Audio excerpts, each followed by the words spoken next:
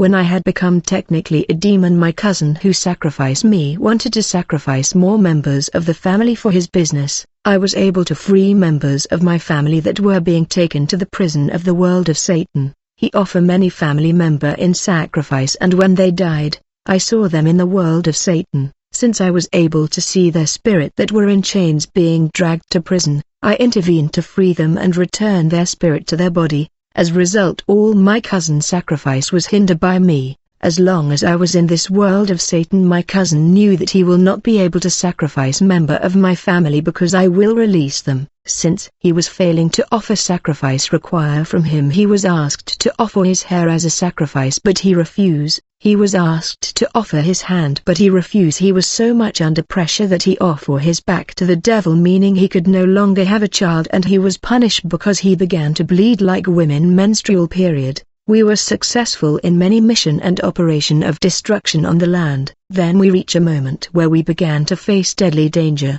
The Queen was sending us to destroy Christian. We were experiencing counterattack from Christian. From the beginning of our training, the Queen Magdalene told us because of the training we are to receive, no power can oppose and stand toe-to-toe against us. We shall conquer all opposition. There is no power that can overcome us. We are above all power, and we were taught that we are even stronger than God himself, for he is powerless. But over time, we began to lose colleagues who die in these operation against Christian. Some were left paralyzed and burn. I found these incident dangerous and grave. I asked the Queen, why are we losing men in these operations that have become dangerous? The goddess of love shouted at me and said, don't ask me these questions anymore.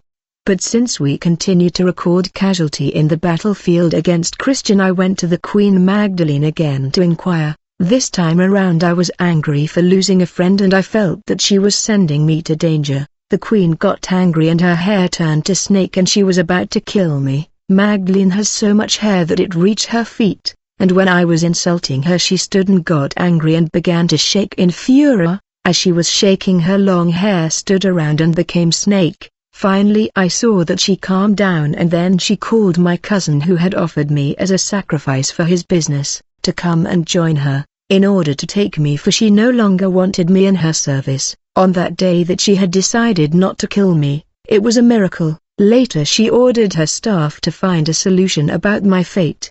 Her staff have therefore contacted my cousin the occultist. They told him, sir, the princess requests to find another person to replace your brother who is causing problems here. My cousin told them that the best thing you can do is to execute him. Even if he dies, I take responsibility, for I will provide another person. The princess staff answered him that the order of Jacqueline is not to kill him but replace him with the other person. My cousin wanted me to be executed because all members of the family he had offered as a sacrifice, I was returning their souls back in their body on earth. He could no longer sacrifice our family member because I sent their soul back in their body on earth. There was therefore a debate between the staff of the goddess Magdalene and my cousin. The goddess staff proposed to drive me crazy and throw me in a neighborhood on the earth where I am not known, but my cousin was opposed to this idea, stating that the family and friends can recognize me. This will be detrimental to him, so there was no agreement on what to do.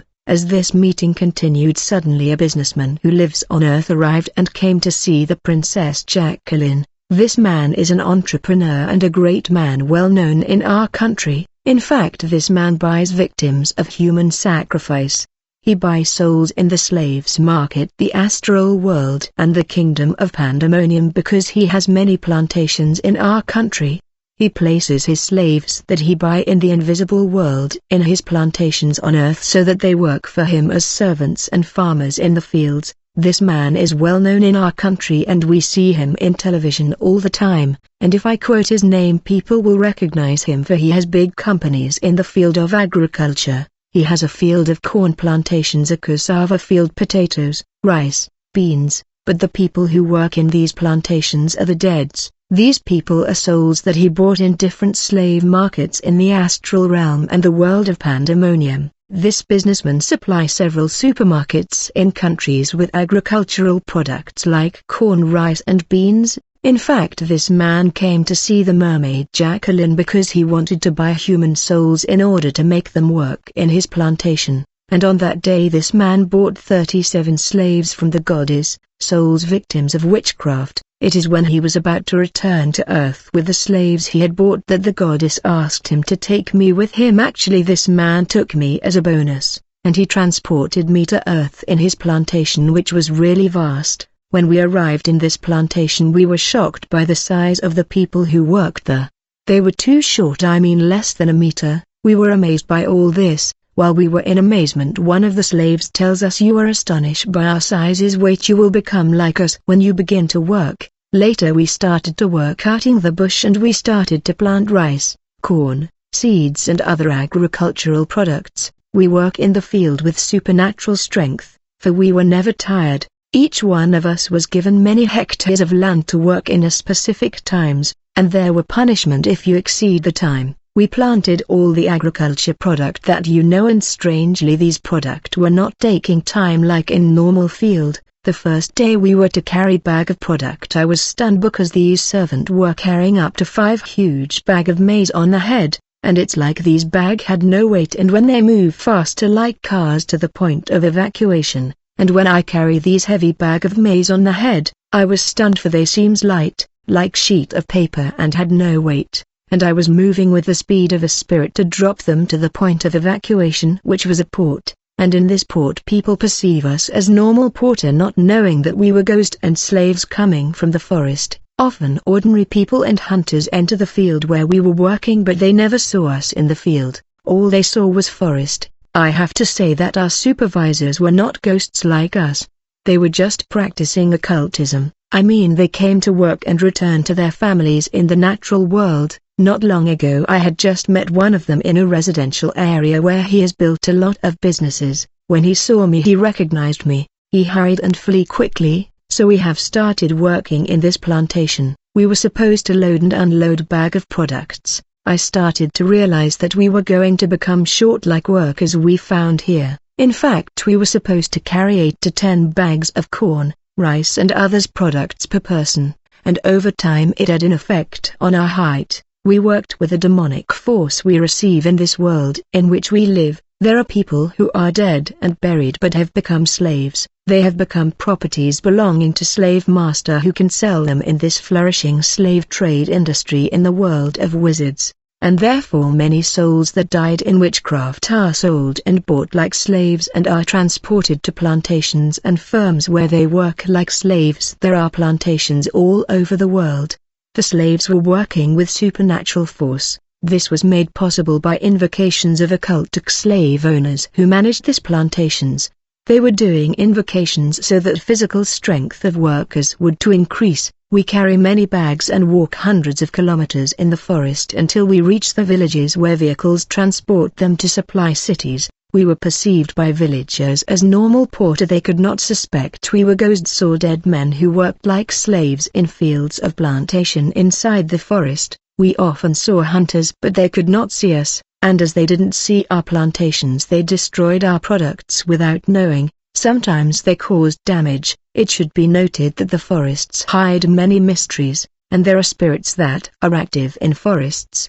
The chiefs of neighboring villages had prohibited hunters and cultivators from entering our area in the forest. He could not tell them all the truths, but he knew the existence of mystical plantation in the forest and the slaves and ghosts who worked there, but he couldn't tell the villager the whole truth. He just forbade hunters and others to linger in the forest. There was a hunter in the forest that was catching animals.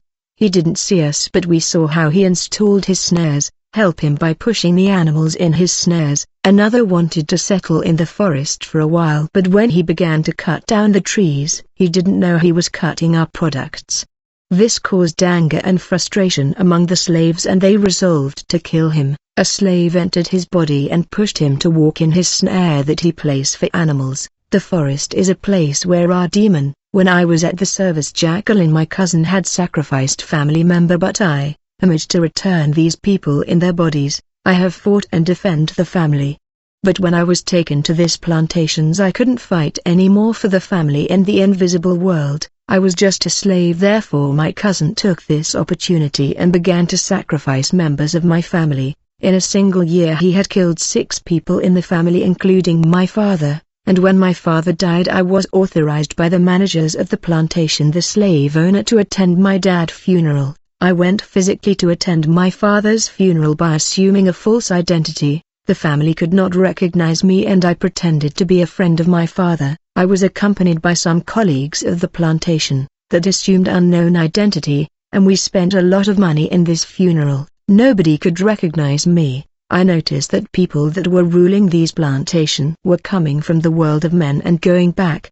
These were evil businessmen, for they were occultist. Whenever they join us in the field they were in satanic mode, and in order to return to the world of men they were eating salty food.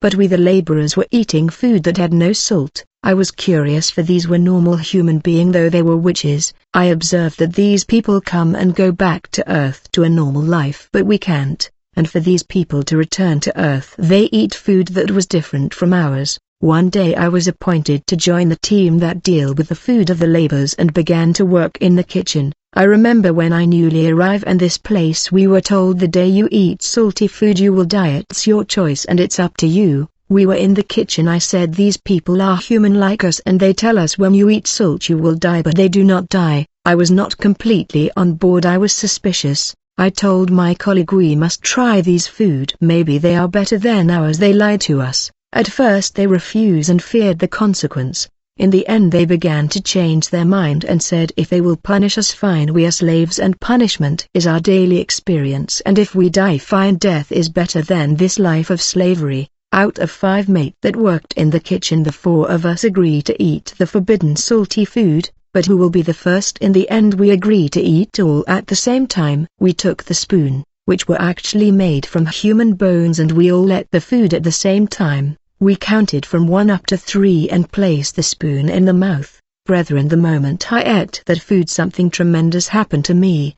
It was as if I was underwater and suddenly I was pulled out of river to the surface. When I emerged in the physical world it was as if I had scales that had been removed, as if I had cotton in my ears that have been removed. I felt the air and I saw the sun, because I came from a realm that was neither day nor night, and we found ourselves in the middle of equatorial forest. When we ate that food we were received by sunshine, and for the first time we heard noises of bird. We could no longer see all the slaves and the field where we used to walk, for only the 4 of us that ate food that were here. When our eyes were open we looked at each other. That's when terror overwhelmed all of us. I looked at my friend and I saw how short we were, how dirty we were, and we had many hair that cover all the face. So when we look at each other we fear one another, because our human mind that we had regained would not accept this kind of appearance. We fear one another. I fear my friend and my friend fear me, and each ran away to his own direction. Yet we were in the middle of equatorial forest.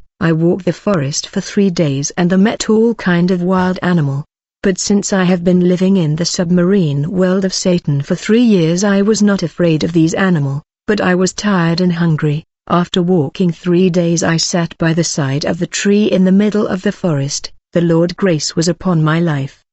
There were monkeys on this tree and these monkeys were being chased by hunters. When I looked I saw coming these hunters that were talking to one another. I was relaxed with my head bowed and I had a lot hair, because I have been dead for 3 years. But when one of them saw me he looked at me and thought that I was an animal. He told his friend, look, there is an animal there, let's shoot him. They were about to shoot me because they thought I was an animal, and when I lifted my head they saw that I was a human. They fell to the ground in terror because I looked like a demon. When they rose they began to run and they were screaming, in the name of Jesus Christ, demon, you won't touch us. I was running after them and I said, brother, don't run, I am a human being like you. They said, never, you are not a human being. There is no man in the world with your appearance, you are a demon. We don't know you and we did not come here for you either. And we owe you nothing. Please find another soul, not us. They were running with great speed and with their strength, and they were screaming the name of Jesus Christ. I said, don't run away from me, I need your help. They replied, never. Finally they stopped in distance and said to me, stay back there, don't come close to us. I told them I am lost in the forest for many months, I don't know the way back, help me. But my appearance is what terrorized them. God by his grace caused these hunters to stop, and one of them said he speak like a man, he might be a man, but his friend look at how short I was, with only a short on me and my face covered with hair, and I was dark like black coal. and he could not accept that I was a human being. He said to his friend, "Human being, don't look like this. This man is not a human. We are facing a wicked spirit of the forest. He might cause us harm." I said, "I won't hurt you, you must help me." The Lord touched the heart of one of them and he told me, "Fine, we will help you, but follow us, and keep your distance from us as you follow us." I was following these hunters' steps and they were moving forward, praying and declaring words of faith, telling me, "You will do us no harm." Finally we arrive in their place. They ask me, "Are you really a man?" I said, "Yes."